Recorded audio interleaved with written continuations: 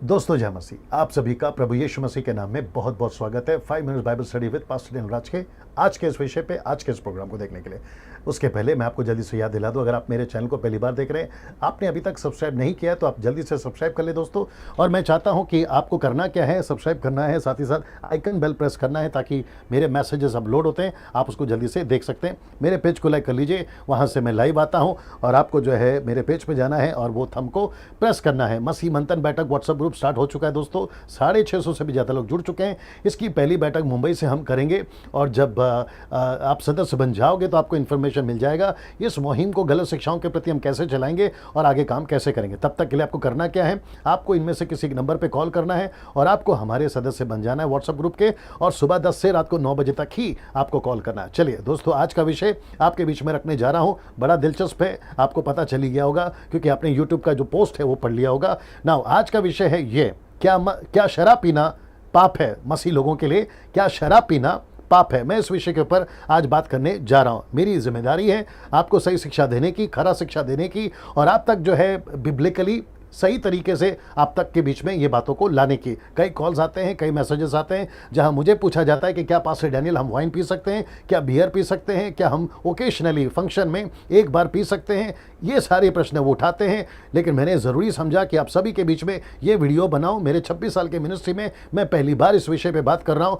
और मुझे खुशी है कि मैं आप सभी तक सही जानकारी पहुँचा पा रहा हूँ वचन के माध्यम से ना। दोस्तों, सबसे पहले, क्या बाइबल हमें शराब पीने की इजाज़त देता है? जी हाँ दोस्तों, मैं इसके ऊपर बात करूंगा। क्या बाइबल हमें शराब पीने की इजाज़त देता है? क्या वचन ऐसा कुछ कहता है? क्या हम शराब पी सकते हैं? इसके बारे में हम बात करेंगे। कुछ टीचिंग चल रही हैं ओल्ड टेस्टमेंट के कुछ वचन को उठाकर, जो कि कहते हैं कि जी हाँ, हम शराब पी सकते हैं। कुछ प्रचारक हैं, कुछ बिशप्स हैं, कुछ रेवरेंड्स हैं, नेशनली इंटरनेशनली, और वो जो है आउट ऑफ कॉन्टेक्स्ट जाकर बाइबल के वचन को उठाकर, तोड़ मरोड़ कर किसी एक वचन को उठाकर कहते हैं कि हम पी सकते हैं ना। कौन से वचन है मैं आपके बीच में रखने जा रहा हूँ। सबदेश की किताब उसका 9 का 7 में कहते हैं कि अपना मार्ग पर चला जा, अपनी रोटी आनंद से खा कर, मन में सुख मना कर, अपना दाख मधु पिया कर, क्योंकि परमेश्वर तेरे कामों से प्रसन्न है। इसको उठाते हैं। अब सुलेमान राजा ने इसको क्यों लिखा, क्या कॉन्टेक्स्ट था, क्या परिस्थिति थी, उसका लिखने का मकसद क्या था, वो किसको लिख रहा था? कम से कम ये साबित तो हो जाता था कि वो आपके लिए और मेरे लिए नहीं लिख रहा है। बाइबल के अंदर बहुत सारे स्क्रिप्चर्स है, फांसी लेना लिखा हुआ है, 2-2 शादियां करना लिखा है, 5-5 शादियां करना लिखा है। तो क्या हम लोग आज करते बैठे? जी नहीं। तो पढ़ते वक्त में ध्यान देना है किसको लिखा है, कब लिखा है, क्या वो आज हम पर लागू होता है। तो इस वचन का सहारा लेकर कुछ लोग जो हैं वो अपने दाखरस पीना या शराब पीना उसको लागू करते हैं। भजन संहिता 104 का 14 से 15, सबदेश किताब फिर से 3 का 13 तक, और फिर वो कहते हैं ये वचन के वसीले से या सहारा से वो कहते हैं कि हम पी सकते हैं क्योंकि वचन हमें सपोर्ट करता है। मैंने तो केवल 3 रखा है, और भी बहुत सारे वचनों का सहारा लेते हैं कि कभी कभी पी सकते हैं, थोड़ा थोड़ा पी सकते हैं, कई रीजन देते हैं वो पीने के ना। दोस्तों, इसको देखिए, कुछ लोग कहते हैं बियर पी सकते हैं क्योंकि डॉक्टर ने सलाह दिया है, क्योंकि किडनी में पत्थर है तो डॉक्टर कहता है कि अगर आप बियर पी लोगे तो आपको जो है पथरी जो है वो निकल जाएगा। कुछ लोग ये भी कहते हैं कि हम रेड वाइन पी सकते हैं क्योंकि डॉक्टर ने सलाह दी है आपके हेल्थ के लिए, आपका ब्लड के लिए रेड वाइन पीना अच्छा है और आप जो है रेड वाइन पी सकते हैं। और बाइबल के अंदर से भी एग्जाम्पल उठाते हैं कि आप रेड वाइन पी सकते हैं। अब ये रेड वाइन कहां से आया मुझे नहीं पता, इसमें कितना परसेंटेज अल्कोहल है मुझे नहीं पता, अब ये कैसे बनता है आज की तारीख में मुझे नहीं पता, लेकिन जब बाइबल की बात कर रहे हो तो वहां पर लिखा है वो अंगूर का जूस था, प्योरली ग्रेप जूस था। अगर वो ग्रेप जूस था तो मैं इजाजत देता हूं अंगूर का जूस पियो, लेकिन मैं रेड वाइन की इजाजत नहीं देता, क्योंकि कुछ लोग कहते हैं कि रेड वाइन अंगूर का जूस है, अब उसमें अल्कोहल है। मैं वापस कहता हूं, बॉटल पे लिखा होता है कितना % अल्कोहल है। अगर नशा है, अल्कोहल है, आपको मैं साफ कहता हूं नहीं पीना है ना। इसको देखिए, कुछ सेवक तो ये भी कहते हैं कि थोड़ा थोड़ा पी सकते हैं, चाहे वो दारू हो या वटका हो, कुछ भी हो, थोड़ा थोड़ा पी सकते हैं। पूछा गया कैसे, तो वो कहते हैं कि इस वचन के वसीले से। कौन सा? पहला तिमोथी 5 का 23 में पौलुस ने तिमोथी को कहा था कि भविष्य में केवल जल ही का पीने वाला ना रह, पर अपने पेट और अपने बार बार बीमार होने के कारण। अभी मुझे नहीं पता कि वो बीमार क्यों होता था, हो सकता है पानी का, गलत पानी के चलते, क्योंकि पानी का जिक्र है यहां पर। अब उसके पास में ऐसी कोई बीमारी थी, उसका नाम है तिमोथी।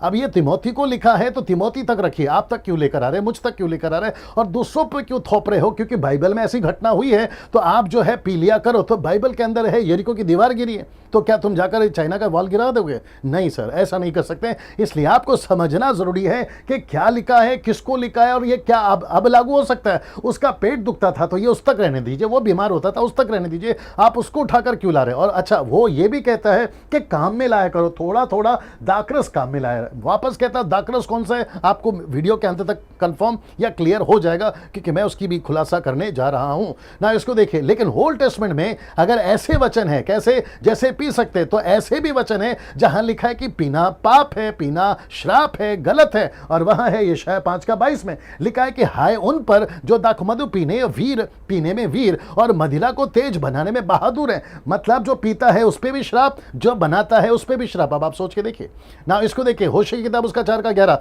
कहता है कि वेश्या, घमन और दाखमधु और ताजा दाखमधु ये तीनों बुद्धि को भ्रष्ट कर देती है। तो फिर ऐसा भी तो वचन है ना। इसको देखिए, तो इसका मतलब ये हुआ कि यहां दो प्रकार का वाइन है। एक है जो मैं आपके बीच में रखने जा रहा हूं, एक पी सकते हैं, दूसरा नहीं पी सकते हैं ना। इसको देखिए दोस्तों, एक अंगूर का जूस है और दूसरा अंगूर के जूस से अल्कोहल बनता है।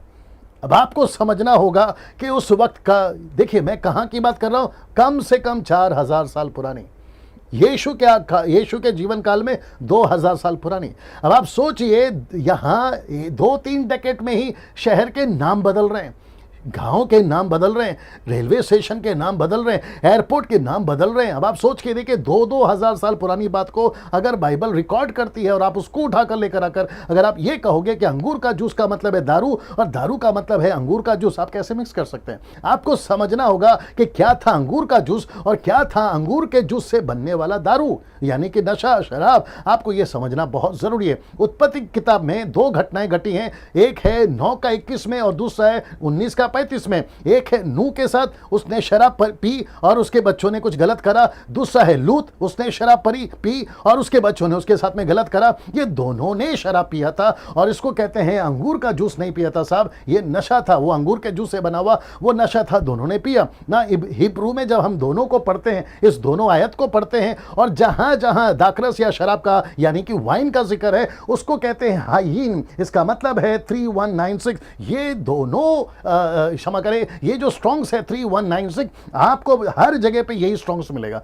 उत्पत्ति से मलाकी तक जब जब आप कोई दाखरस वाइन का जिक्र पढ़ोगे तो आपको यही ट्रांसलेशन मिलेगा ना। दोस्तों इसको देखिए, इन दोनों को बाइबल में वाइन ही लिखा गया। मैंने वापस कह देता हूं, जैसे मैं आपको यहां बता चुका हूं, जहां जहां पढ़ोगे दाखरस आएगा, इंग्लिश में वाइन आएगा, WINE, वाइन ना, ये नाम उनको दिया गया। अब दोस्तों ये आप देख रहे होंगे, जैसे आपको ये दिख रहा है तो आप समझ गए होंगे पास्टर डैनियल ये तो मीट है, मटन है, मांस है, और ये रहा तरकारी, वेजिटेबल, सब्जी जिसको आप लोग कहते हैं। अब आप सोच रहे होंगे कि मैं आपको ये क्यों दिखा रहा हूं, मेरे साथ में बने रहे, थोड़ा वक्त लंबा जा रहा है लेकिन बहुत सारी चीजें आप सीखेंगे ना। सबसे पहला ये रहा मांस का टुकड़ा और ये रहा सब्जी ना। आप इसको जब देखोगे तो आप कहोगे ये सब्जी है, जब आप इसको देखोगे तो आप कहोगे ये मांस है, यानी कि मीट।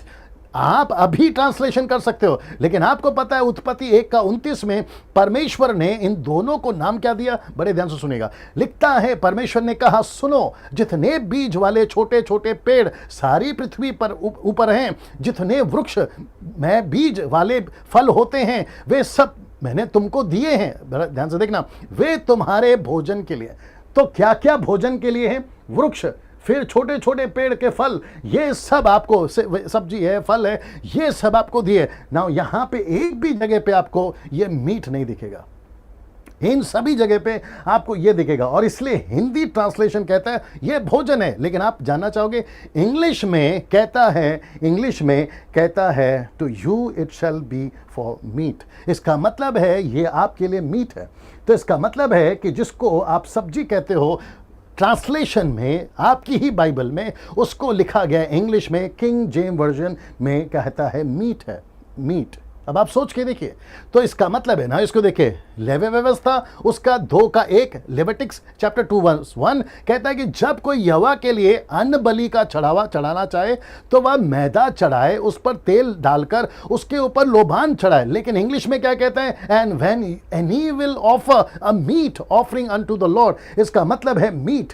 अब आप देखिए, सब्जी को भी मीट, ये बीज को भी मीट, गेहूं को भी मीट। तो इसका मतलब है कि दाकरस में आप जब जब पढ़ते हो तो हर एक ट्रांसलेशन, वो चाहे अंगूर का जूस हो तो उसको भी ट्रांसलेशन दाकरस है, अगर आप दूसरा कोई पढ़ते हो तो उसको भी ट्रांसलेशन है। लेकिन पढ़ते वक्त में कौन सा चीज कहां पर, आपको यह देखना बहुत जरूरी है ना। दोस्तों आपको यह पता चल गया होगा, इसको कहते हैं भुट्टा, इंग्लिश में कहते हैं कॉर्न।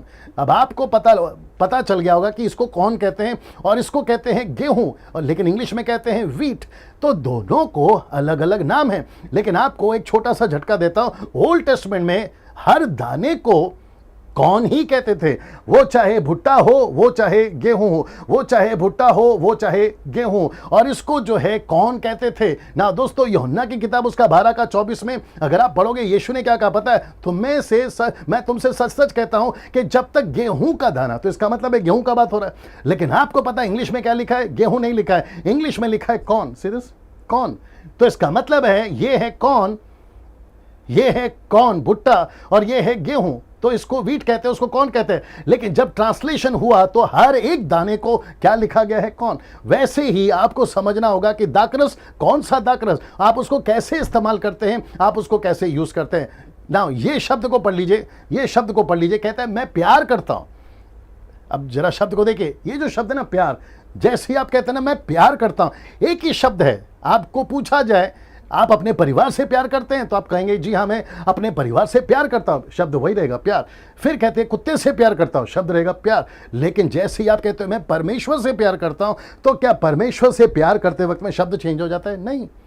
लेकिन यहां पर आप कब किसको कैसे इस्तेमाल करोगे, किस तरीके से इस्तेमाल करोगे, वो इंपॉर्टेंट है। शब्द चेंज नहीं होगा, शैली चेंज होगी। मेरे कितने प्रचार में मैं आपको सिखा चुका हूं, बता चुका हूं कि सरकास्टिक क्या होता है, व्यंग क्या होता है, टॉन्ट क्या होता है, ताना मारना क्या होता है। ये हमें और आपको सीखना बहुत जरूरी है। वचन को पढ़ते वक्त में भी हमें ध्यान देना बहुत जरूरी है ना। याकूब की किताब यानी कि जेम्स चैप्टर 2:3, आपको पता है यहां पर क्या लिखा है। अगर आप हिंदी में पढ़ोगे, जो कि मैंने नहीं डाला है, हिंदी में लिखा है कि जो सुहावने वस्त्र पहनते हैं। लेकिन किंग जेम्स वर्जन क्या कहता है मालूम है, गे क्लोथ्स या गे क्लोथिंग। तो गे का मतलब आप समझ गए होंगे। अब आपको शायद नहीं पता कि 200 साल या 100 साल या कम से कम 3-4 डेकेड से ये जो शब्द है, इसका पूरा का पूरा मतलब ही अलग हो गया है। लेकिन एक वक्त था, हिस्ट्री चेक करिएगा पता चल जाएगा, एक वक्त था घे का मतलब होता था प्लेजेंट, घे का मतलब होता था सोबर, घे का मतलब होता था, या जब टर्म्स में यूज करते थे किसी को अच्छा बोलने के लिए, यार तो आज कितना अच्छा दिख रहा है, तो उसको कहते थे घे क्लोथिंग। तो इसका मतलब है कोई अगर आता था, याकूब की किताब कहता है याद रखो, तो वो ये कपड़े पहनकर आता था। लेकिन आजकल क्या बोलते हैं, घे का मतलब पूरा गलत होता है। आप समझ रहे हैं, ज्यादा डिटेल में नहीं जाऊंगा, लेकिन कुछ शब्द को कैसे यूज करते हैं, उस वक्त में कैसे यूज करते थे, ये समझना बहुत जरूरी है। कहते हैं कि यीशु ने दाकरस बनाया, लेकिन यीशु ने कौन सा दाकरस बनाया, अगर आप ये नहीं समझ रहे हो तो आप उसको दारू बोल दोगे। लेकिन जब यीशु के जमाने में यीशु ने दाकरस बनाया, क्योंकि यीशु का पहला चमत्कार दाकरस ही था, वो टर्निंग वाटर इनटू वाइन। लेकिन वो कौन सा वाइन था, क्या वाइन था, अगर आप नहीं समझोगे, जैसे एग्जांपल दे रहा हूं, तो फिर गई भैंस पानी में। आपको ये समझना बहुत जरूरी है। अब बाइबल में शराब पीना सख्त मना है। मैं रिपीट करता हूं, ये लास्ट पोर्शन में आ गए। अब बाइबल में शराब पीना सख्त मना है। आइए देखते हैं कुछ वचन। पहला पत्र 4:3, क्योंकि अन्य जातियों की इच्छा के अनुसार काम करने और लुचपन और बुरी अभिलाषाएं, मतवालापन, लीला क्रीड़ा, मतवालापन मतलब शराब पीना, पियक्कड़, दूसरा शब्द है पियक्कड़, घृणित पूजा, मूर्ति पूजा में जहां तक हमने पहले समय गवाया वह बहुत हुआ, वही बहुत हुआ, वही बहुत हुआ। तो इसका मतलब है, कहता है कि जब तुम अविश्वासी थे, तुम दारू पीते थे, तुम गलत काम करते थे, तुम पीकर सड़क पे पड़े रहते थे, लेकिन ऐसी चीजों को पौलुस कहता है, क्षमा करे पतरस कहता है बस हुआ, अब नहीं करना है ना। इसको देखिए, रोमियो किताब उसका 8:6-7 में, शरीर पर मन लगाना तो मृत्यु है, परंतु आत्मा पर मन लगाना जीवन और शांति है। क्योंकि शरीर पर मन लगाना तो परमेश्वर से बैर रखना है, क्योंकि ना तो परमेश्वर की व्यवस्था के अधीन है और ना हो सकता है। तो इसका मतलब है जो शारीरिक जीवन जीता है वो परमेश्वर उससे बैर करता है, और वो शारीरिक व्यक्ति है। याद रखो, वो शारीरिक व्यक्ति है। शराब पीने वाला शारीरिक व्यक्ति है। नशा करने वाला शारीरिक व्यक्ति है, दारू पीने वाला, रेड वाइन, बियर, आप जो भी रेवरेंड बिशप, मैं कई लोगों को जानता हूं दोस्तों, कई वर्शिप सिंगर्स को मैं जानता हूं जो कहते हैं कि कभी कभी रेड वाइन पी सकते हैं, कहते हैं कि हम बियर पी सकते हैं ओकेशनली, जब एयरपोर्ट से, जब इंटरनेशनल एयरपोर्ट से अमेरिका या फिर कई दूसरे कंट्रीज में जाते हैं, 8-8 12-12 घंटा, 24-24 घंटा, है ना, जब एयरपोर्ट पे या प्लेन में बैठते हैं तो एयर होस्टेस जब लेकर आती है तो कहती है कि मैडम ब्रिंग मी द, है ना, हार्ड ड्रिंक, सॉफ्ट ड्रिंक नहीं, हॉट ड्रिंक नहीं, या वो नहीं, कहते हैं कि हमको वाइन ला कर दीजिए। ये सारी चीज़ें कई लोगों से मैंने सुनी है और कई चर्चाएं मेरे कानों तक पहुंची हैं, लेकिन ये सब गलत है और आप शारीरिक हो जाते हैं ना। इसको देखिए, गलत किताब उसका 5:19-21 में कहता है शरीर के काम तो प्रकट हैं, अर्थात व्यभिचार, गंदे काम, लुचपन, मूर्ति पूजा, टोना, झगड़ा, ईर्ष्या, क्रोध, विरोध, फूट, विधर्म, डा। लेकिन फिर ये क्या आ गया, मतवालापन, लीला क्रीड़ा। अब इसको देखिए जो नीचे लिखा, कहता है कि ऐसे ऐसे काम करने वाले परमेश्वर के राज्य के वारिस ना होंगे।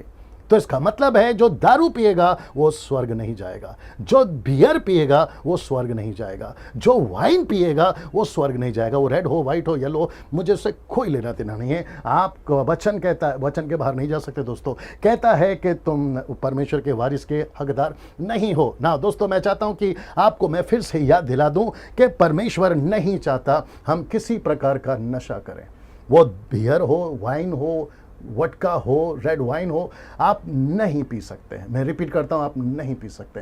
ये सरासर गलत है। शराब पीना पाप है पास्टर डैनियल, मैं 1000% लाख टक्का कहूंगा, जी हाँ, शराब पीना पाप है, गलत है, आप नहीं कर सकते। दोस्तों फिर एक सब्जेक्ट के साथ में कल वापस आपके साथ में रूबरू हूंगा, तब तक ले जय मसीह, नमस्ते।